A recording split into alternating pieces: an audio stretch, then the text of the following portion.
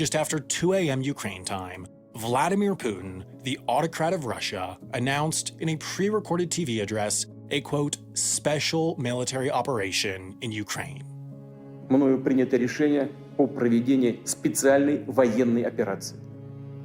To the rest of the world, that meant war. Within minutes, the shelling started, the skies lit up, and the Russian invasion of Ukraine had begun.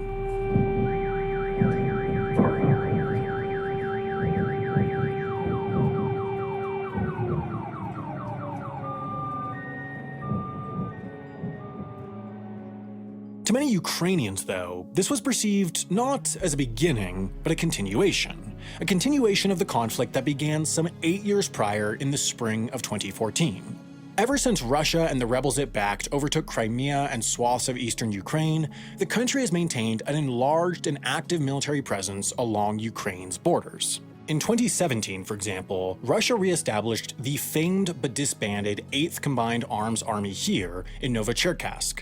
Revived under the pretense that it was a defensive decision, the 8th Combined Army has since grown, adding artillery, missile subunits, and even, some analysts believe, incorporating separatists into its own ranks. This is hardly an isolated development. From Sevastopol on the southern tip of Crimea to Klintsy along Ukraine's northern border, Russian bases, staging points, and general military infrastructure have grown to increasingly surround Ukraine since 2014. This extension of military might was made possible by the physical seizure of the land and, in the eyes of Russian leadership, justified by the threat that Ukraine could retaliate or try to seize back occupied territories. This extension has also, in turn, quite literally paved the path for Russia to amass an extraordinary 75% of their principal combat units within striking distance of Ukraine. On Wednesday, November 3rd, 2021, the Ukrainian Defense Ministry announced that 90,000 Russian troops had encircled the country's borders and occupied territories. The Russian forces that were in the region for supposed exercises simply weren't leaving. Not only were they not going away, but, as the next few months would reveal, their numbers were growing. This is a satellite image from outside the western Russian town of Yelnya in September, and this is the exact same spot on November 1st. From an empty field and a dirt road to the staging area for the Russian 41st Combined Army, normally headquartered some 2,000 miles or 3,000 kilometers away, suddenly sat north of 1,200 tanks, howitzers, towed artillery, and support vehicles. And November only marked the beginning. Satellite images and social media posts tracked soldiers and supplies pouring into southwest Russia across December. But what alarmed analysts most was the fact that along with the soldiers and supplies, there were medical units, hospital tents, and fuel reserves. The Russians were amassing the infrastructure for war. The likelihood that this was a simulation plummeted. In January, Russian forces rolled into Belarus for joint exercises. Weeks later, it was announced that the soldiers would stay. Established staging areas like Yelnya further expanded, while new ones popped up, forming an increasingly foreboding arc around Ukraine. Now, behind the scenes, what made this massive domestic mobilization of troops, weapons, and supplies possible was Russia's vast rail network. This rail network's extent, earning its status as the third largest in the world, is a byproduct of the country's size, sparsity, and the suspect nature of its road network. Meanwhile, the degree of state control, with the government owning some 20 of the country's 21,000 locomotives, is a legacy of the Soviet era. This control and extensiveness combined means that Russia's military is able to rely heavily on the rail network. It was trains that moved the troops, tanks, and trucks to and from Yelnya, into Kursk, and across the Bryansk and Smolensk oblasts. Digital forensics have shown that it was also trains that moved supplies from eastern Russia all the way to Belarus. And it was largely thanks to these trains, or Russia's reliance on them, that outsiders were able to so precisely document the military buildup as dashcams filmed transiting tanks at rail crossings, videos which then ended up on TikTok and circulated the world over. Trains set the stage. In the first weeks of February, under a curtain of clouds, Yelnya emptied out. Its troops and supplies tracked south.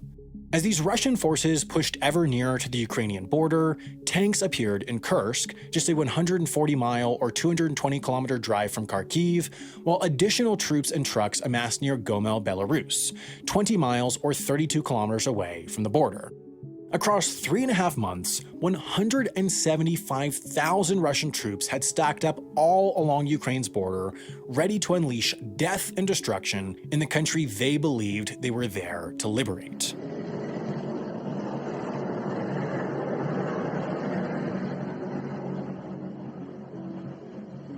In the opening hours of Russia's invasion of Ukraine, the invading force worked to cripple Ukraine's military infrastructure. Some of the first volleys of the conflict involved airstrikes on Ukrainian air bases in an effort to help Russia quickly gain air superiority without strong resistance. 11 were destroyed across the first day of hostilities. By noon, focus shifted from anticipatory defense to offense as dozens of Russian helicopters landed troops at Hostomel Airport mere miles from Kyiv. This was seemingly in an effort to create an air bridge, seizing control of the airport to allow planes to bring in more troops who would push out into Kyiv. An air-based supply line could assure a certain level of logistical support regardless of conditions on the ground between the border and Kyiv. However, also recognizing this, Ukraine tasked its 4th Rapid Reaction Brigade to retake the airport, which it successfully did by 8 p.m. Across the same day, as fighting reached the Chernobyl exclusion zone and troops poured in from every direction, work continued behind the front lines to support the continued invasion.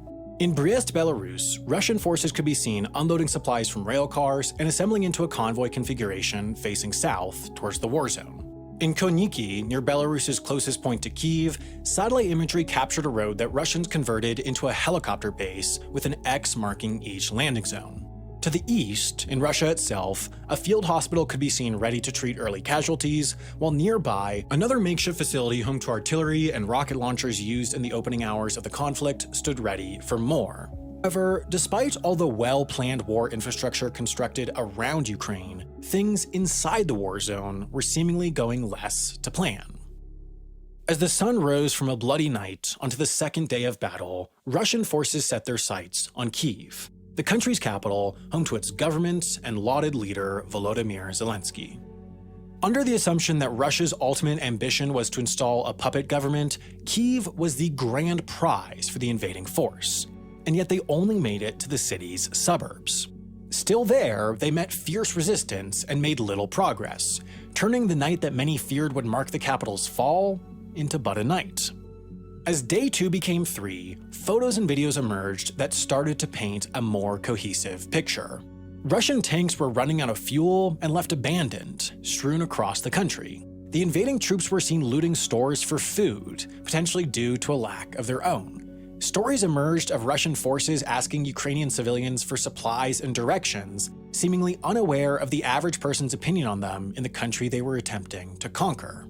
Across the board, as they approached the urban areas that could only be taken with the most tactful coordination, the Russian military was looking disorganized and disconnected. Just a few disparate forces tasked with going in, guns blazing, to induce a quick and easy surrender.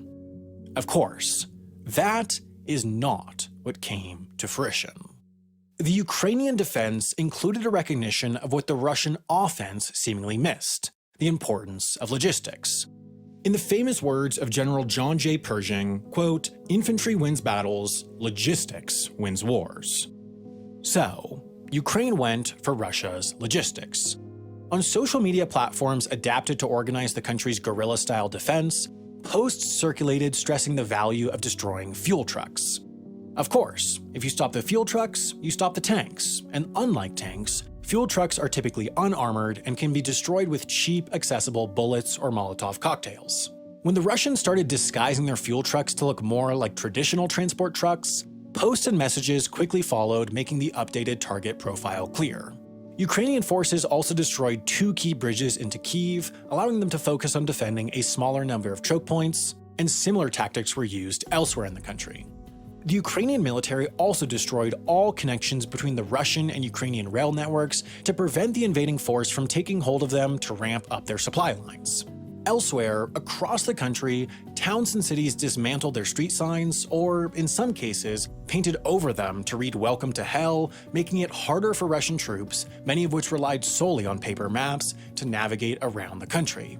Meanwhile, with the Russian military relying nearly entirely on analog, unsecured radio communications, amateur radio enthusiasts and hacktivist organizations like Anonymous worked to block and surveil enemy radio frequencies. Some even went further to broadcast pig sounds, thematic music, or written messages that would appear when analyzed on a spectrogram.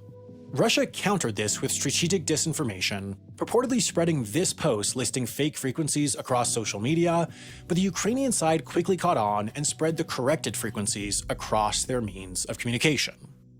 Now, to experts, the Russian military's logistics difficulties were hardly surprising. In fact, they represented a historical through line.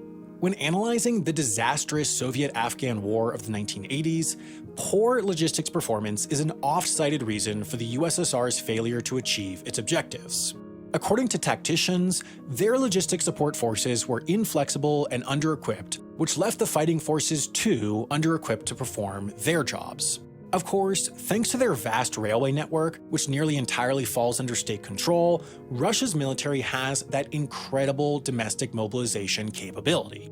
In fact, some 30,000 of their personnel serve in the Russian railway troops, whose task involves the defense, use, and construction of railways for military purposes. This force, larger than that of most countries, is indicative of just how crucial this one infrastructure asset is to their military machine.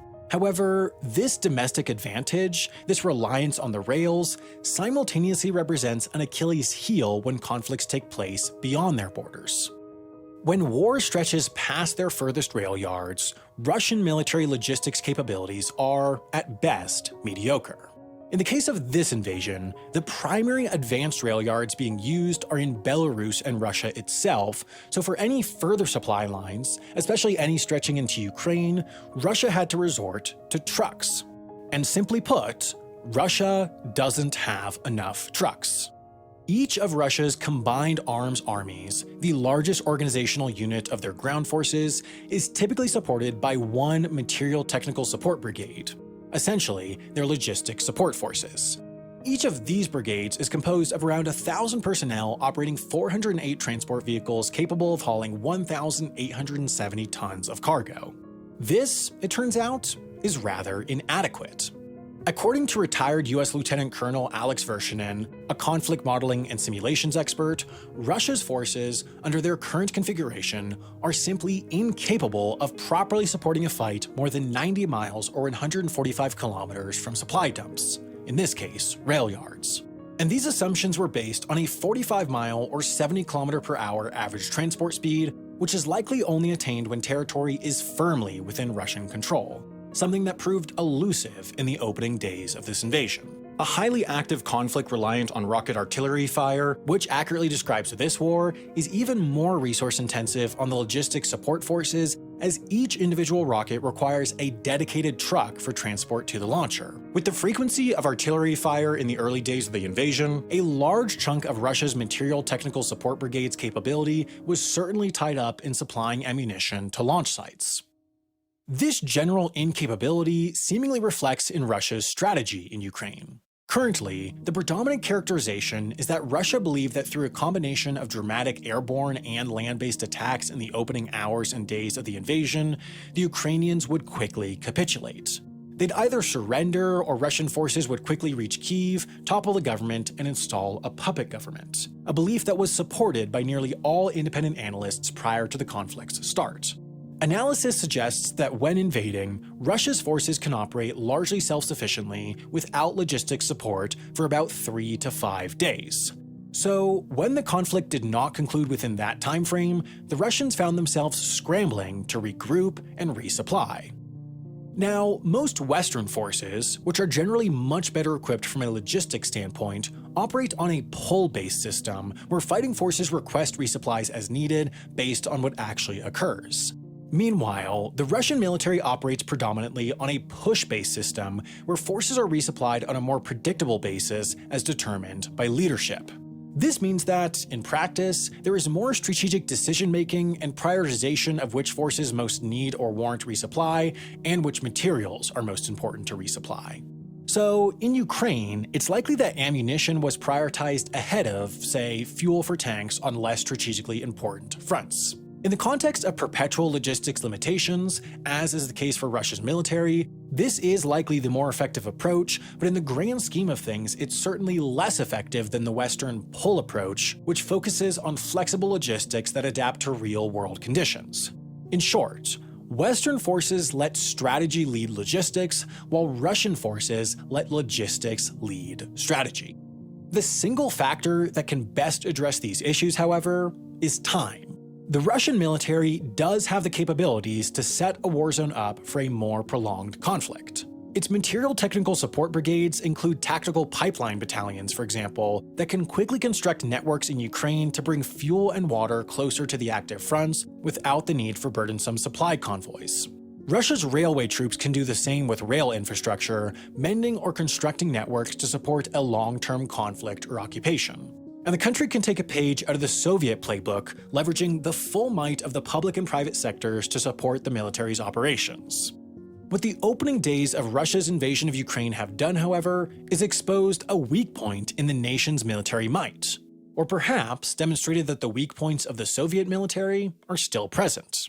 Logistics capabilities are arguably one major strategic advantage of many Western militaries, especially the US's, whose global network of military bases and massive sea and airlift capabilities allow it to properly supply conflict truly anywhere on Earth. For Russia to have failed so visibly mere miles from its border exposes its Achilles heel to any future adversary.